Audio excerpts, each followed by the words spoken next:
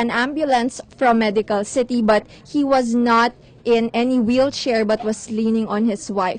Here to provide an outlook and his expectations for the day and the coming crucial voting next week is Senator Antonio Sonny Trillanes IV. Good afternoon, sir. Thank you for joining us at Rappler. Good afternoon. Good afternoon. So, sir, first of all, I guess many people were surprised yesterday when Justice Cuevas announced that even if the Chief Justice is ill, he will be back here today. How does it strike you and the other senators, that decision to return to the Senate? First of all, I'm not buying into that crap. I believe everything is scripted up to this point. So I'm just waiting what the script holds next. So for you, you say it's scripted, especially what happened last Tuesday. What was the discussion of the senators? Because a lot of you said it offended you and it disrespected you. So coming into today that he'll be back, what do you want to hear from the Chief Justice? Speaking for myself, it doesn't matter really what he says or will do at this from this point on. Like I said, everything is scripted, and I'm not buying it. Not a single bit of this. So to you, what happened last Tuesday was a walkout. What is your version of the events? Like, how did you see it unfold from your perspective? Because it happened so fast. Everything was unraveled eventually when the Sergeant at Arms revealed some of the details, what they did after he left the witness stand. And of course, we all remember that his statement that he wishes to be excused was part of his opening statement. And everybody acted upon signal. And I've done my walkout myself. Yes. And we know we give certain signals, and there's an end game. What's sad in this particular episode was the walkout itself was the end game, and it was done to spite, basically to spit on the faces of everyone, not only the prosecutors, the senators, the impeachment court, most importantly, but the public. So it's quite unfortunate for him.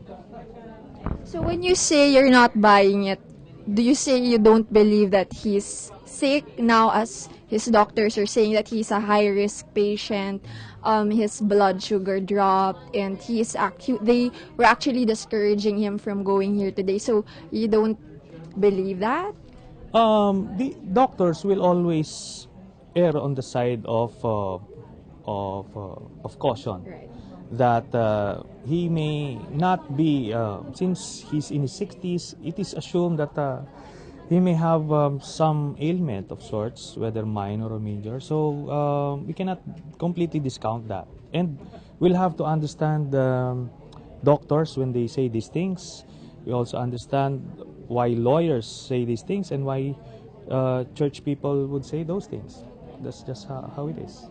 So given his condition, was there an agreement or talk among senators as to how he will be treated today? Like, did you decide to be more, just in consideration of his medical condition, may ganun ba?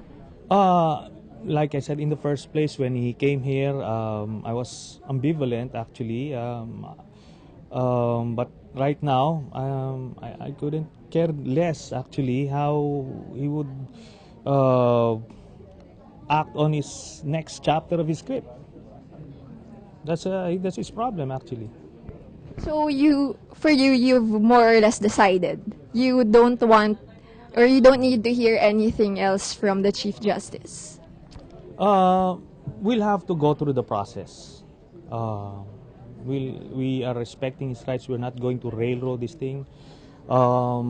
This is his chance. We'll have the offer of evidence after.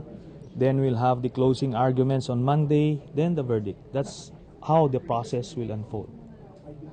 So speaking of the processor, because it was overlooked because of that walkout, his 3-hour opening statement, what was that? Was that to you helpful as a senator judge in coming up with a verdict? Did that clarify certain issues to you? It was a long opening statement. He addressed some of the accusations against him in court and those made outside of court, yung $82 accounts, $12 million, and he denied that. Was it at all helpful to you? What do you think is the value of that? Factual, it has no value at all. His statements were not supported by documentary evidence as opposed to the testimony of Ombudsman Carpio Morales. The value of his statement was the revelation of his moral fitness to hold office as Chief Justice. Let me stress that we're not trying to be self-righteous here. I myself, I was a formal rebel, but we are elected officials.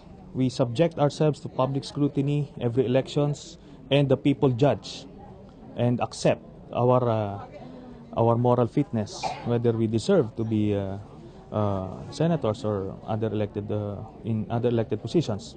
But for the Chief Justice, remember, just like all the justices and judges in this country, in our justice system, they have that power to deprive somebody of freedom. Right. Of course, as a consequence of certain actions. So it should be a requisite, a primary criterion that they should be above us as far as moral fitness is concerned. So that's the criterion which I would judge him on. You mentioned moral fitness. A lot of our senators are not lawyers, so it's not really judging it like in a normal case, right? So aside from that, what to you are the main considerations, because you'll be voting in a few days? You mentioned moral fitness. What are the things that our senator judges are looking on? Because you didn't decide on any standard of evidence, right? Yung sinasabi nilang proof beyond reasonable doubt. So for senators, what are the things that you're looking at after 4 months of trial? Of course, all of the senators will say it will be based on evidence. Others will say they will base it solely on evidence. Myself, I have been straightforward in saying I will not only base solely on evidence because this is a matter of public policy. What is good for our country should be the basis of my verdict ultimately. And but for the matter of factual evidence, the basis would be did he actually reveal his true net worth? Was there a pattern of deceit? So, but the pattern of deceit will now lead you to the moral fitness. Would you want to have a Chief Justice who would deliberately deceive people? And we're not even going to the possible sources of those hidden wealth. Where did this money come from? Some payoff in exchange for favorable decisions. We're not even going there. Right. We're just in this point wherein he didn't openly disclose as required by the Constitution. So that's the factual part. But on the moral fitness side, we have seen through his own testimony how he is as a person, that according to him, since he had a greedy uncle-in-law, it is but right that they maneuver using the legal system the acquisition of a property by paying, in short, they're getting a property worth 34 million by just merely paying 28,000 pesos. So the way he said it, it justified that because his uncle is greedy. I don't know about you, but I saw a lot of moral fitness issues down there. So it's really not just the legalistic thinking as they say. Sir, now there are reports that the Chief Justice will sign or will submit today to the Senate an unconditional waiver opening his bank accounts. To you, what is the value of that? How does that change things, or if at all? It won't have any value to me because how can he possibly undo what he did? Remember, he walked out. He practically spat on everybody and walked out. It shows that we have a chief justice who doesn't respect institutions and processes. They're claiming rule of law, due process. Here you go. Okay. Okay, thank you so much. It's starting. Thank you so much, Senator Trillanes. Thank you very much. And now, we're